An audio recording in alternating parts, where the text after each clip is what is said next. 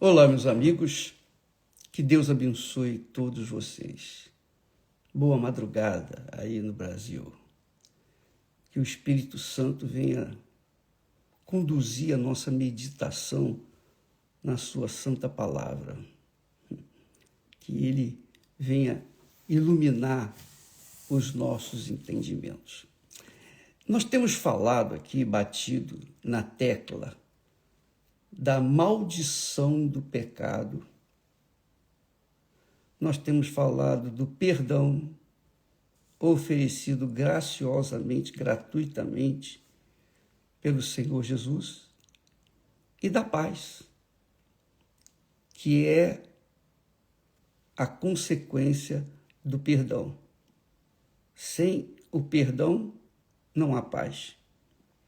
Sem o perdão do juiz, o condenado, o acusado, está condenado.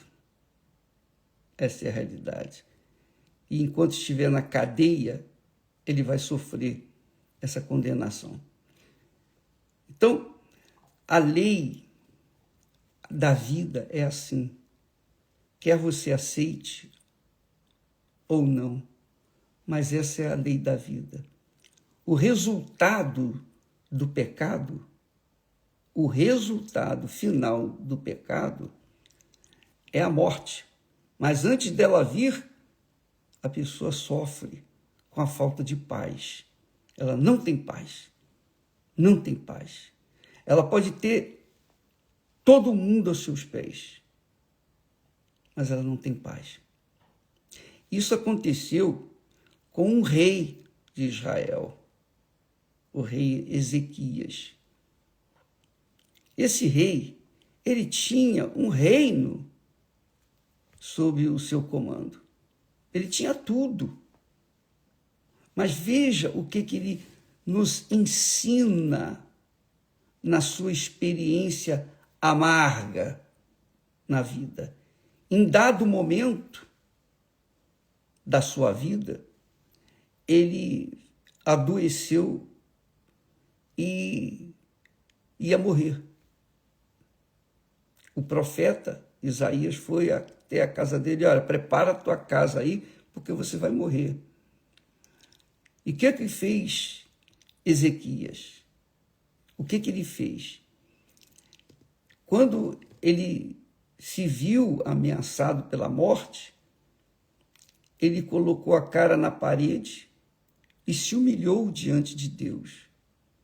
Ele orou, ele pediu, ele clamou, ele chorou.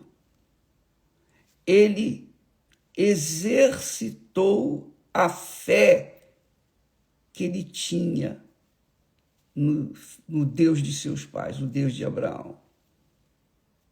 Então, quando o profeta Isaías estava saindo da cidade, Deus o mandou voltar e falar com o rei Ezequias: olha, por causa da tua oração, eu ouvi a tua oração, você vai ter mais 15 anos de vida. Ele ia ter 15 dias e passou a ter 15 anos. Bem, mas o que fica bem claro é que ele estava vivendo no pecado. E vivendo no pecado, ele colhia os frutos do pecado, que eram o sofrimento, não tinha paz. Ele não tinha paz, literalmente não tinha paz. Ele tinha servos, servas, ele tinha mulheres, ele tinha uma vida regalada, ele tinha tudo aos seus pés, porque ele era o rei. Mas ele não tinha paz, que é o que tem acontecido com as pessoas que vivem escravas do pecado, da maldição do pecado. Essas pessoas, elas podem ter o mundo aos seus pés, mas não vão ter paz. Não vão ter paz. Até que elas manifestem a fé em Deus e ele venha atender o seu clamor. Quer dizer, não é de graça, sim. Deus vê o sofrimento de todos nós, mas ele só atende àqueles que manifestam a fé nele. Não é de graça. Deus não fica olhando para as pessoas que sofrem e fica com pena de uns e não tem pena de outros. Não, não é assim que funciona. Deus é Deus. E ele ditou uma norma que, sem fé, é impossível agradá-lo.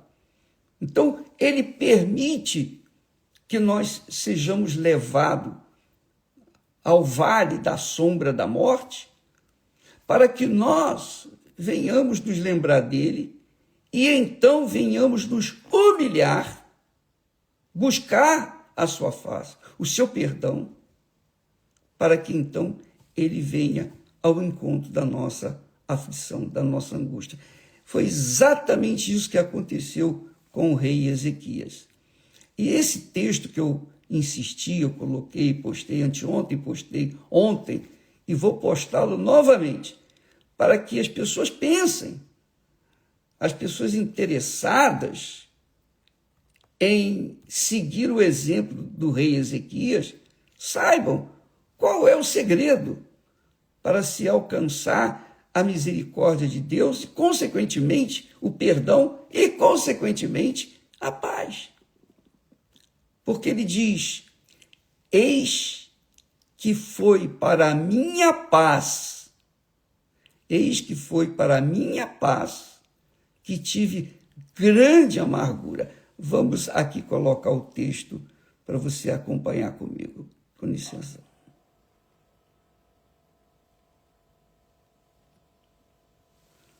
Aí o texto, versículo 17. Eis que foi para a minha paz que tive grande amargura, mas a ti agradou livrar a minha alma, livrar a minha alma da cova da corrupção.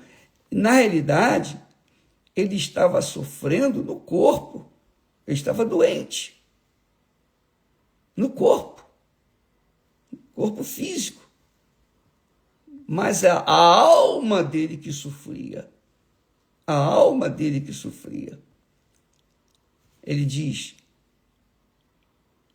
mas a ti agradou livrar a minha alma da cova da corrupção. Quer dizer, ele estava numa cova de corrupção. Ele estava sob a maldição do pecado, corrupção.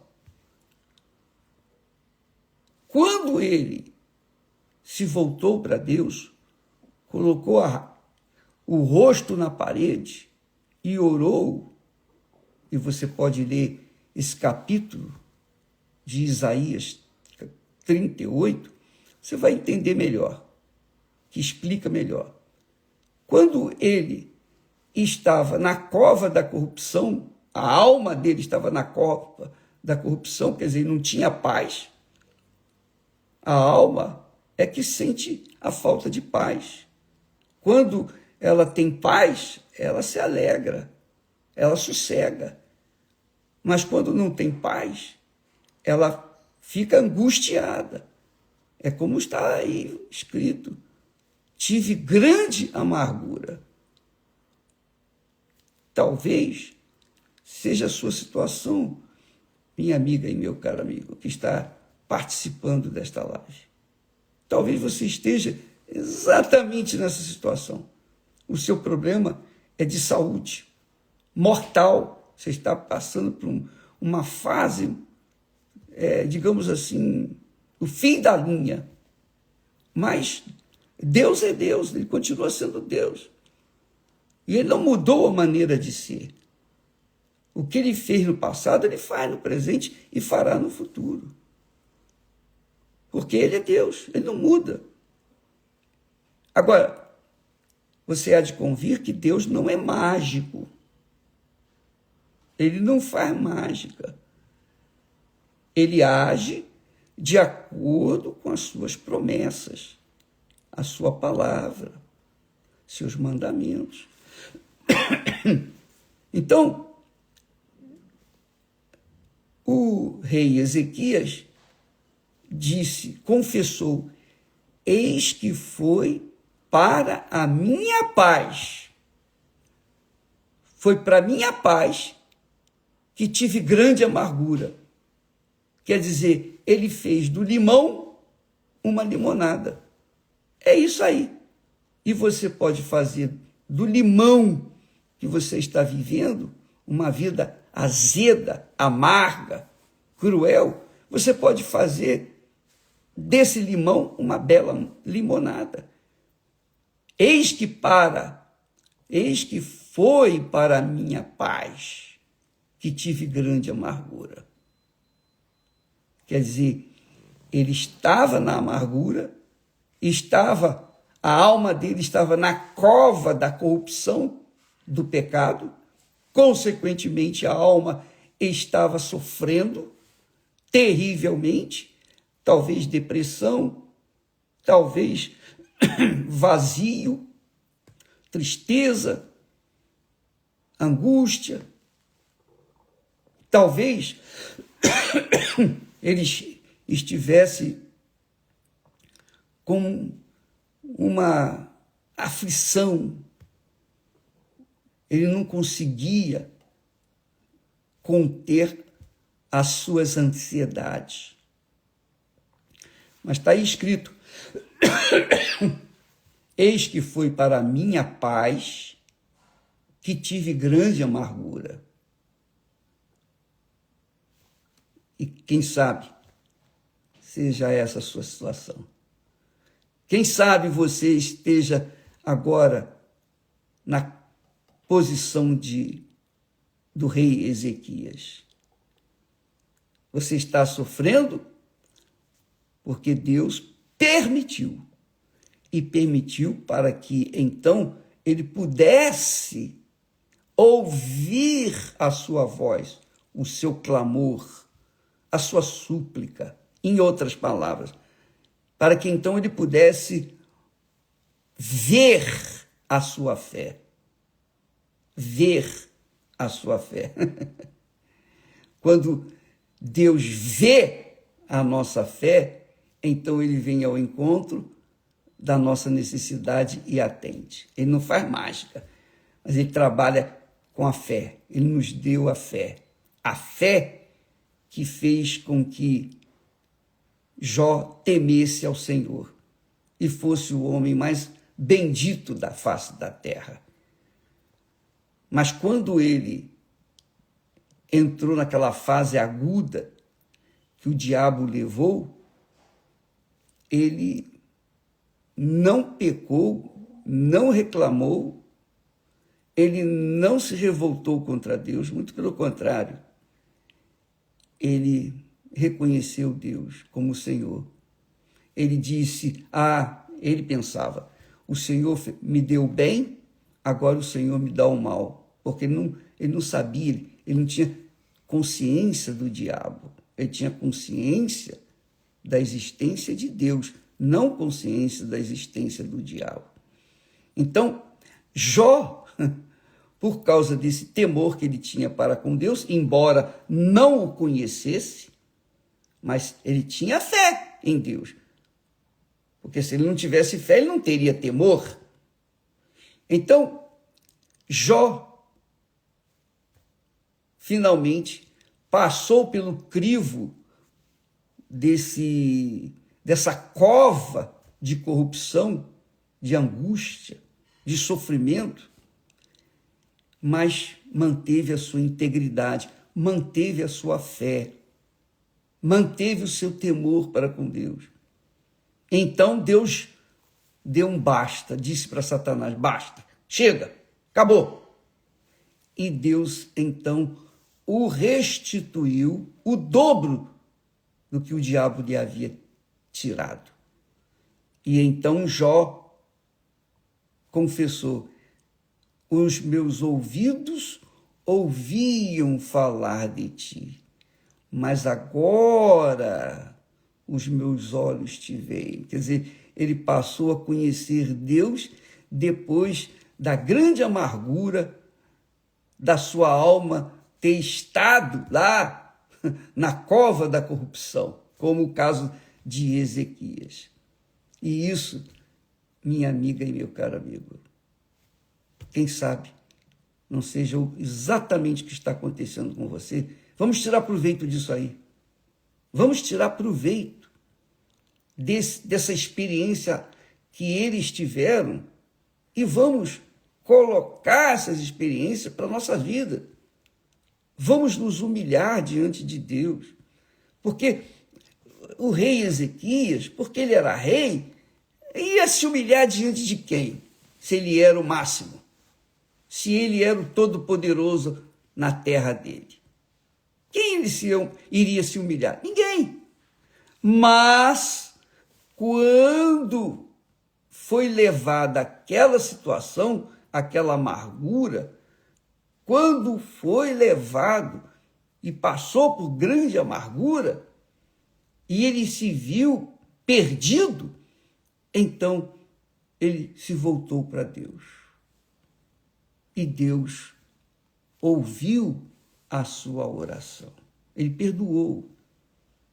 Quer dizer que, então, acontece assim, a maldição do pecado. O pecado que traz a maldição da falta de paz, o vazio da alma, a tristeza, a angústia, a depressão, o inferno, vida familiar que não existe, o inferno.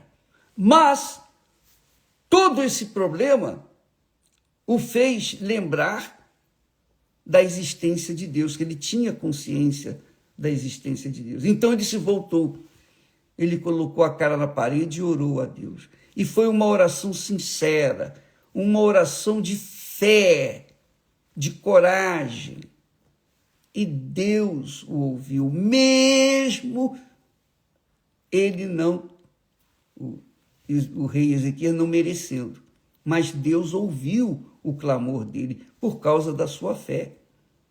Deus ouviu o seu clamor por causa da sua fé. E Deus ouve o seu clamor por causa da sua fé. Não é por causa da sua religião, não. Não é por causa da sua religiosidade, não. Não é por causa das suas bondades, não. Ou justiças. Não. É por causa da sua fé. A fé é que faz, diante de Deus, a fé nele é que faz o homem, o ser humano justo. É justificado. Então, você tem conhecimento de Deus. Você tem consciência da existência de Deus. Você está sofrendo? Então, usa a fé que você tem, por menor que seja, e invoque-o de todo o seu coração, mas invoque-o com humildade. Coloque a cara no chão, na parede, seja lá o que for, fale com ele. Ó, meu Deus, eu não aceito isso. Não aceito essa humilhação. Eu agora, eu estou me lembrando da Viviane, da minha filha. Muito interessante ela, dá licença. Ela tem uma experiência muito bacana. Ela falou para mim, pai, eu passei um momento difícil na minha vida. Eu estava sendo humilhada, envergonhada. Eu me senti um nada. Sabe o que eu fiz? Eu fui para o banheiro, abri o tampo da privada, coloquei a minha cara ali, junto, bem próximo da água. E ela disse para Deus, ó Deus, eu estou aqui me humilhando, como se esse vaso estivesse cheio, eu estou me humilhando, eu estou cheio de humilhação, de dor, de podridão. Tem misericórdia de mim, muda a minha situação.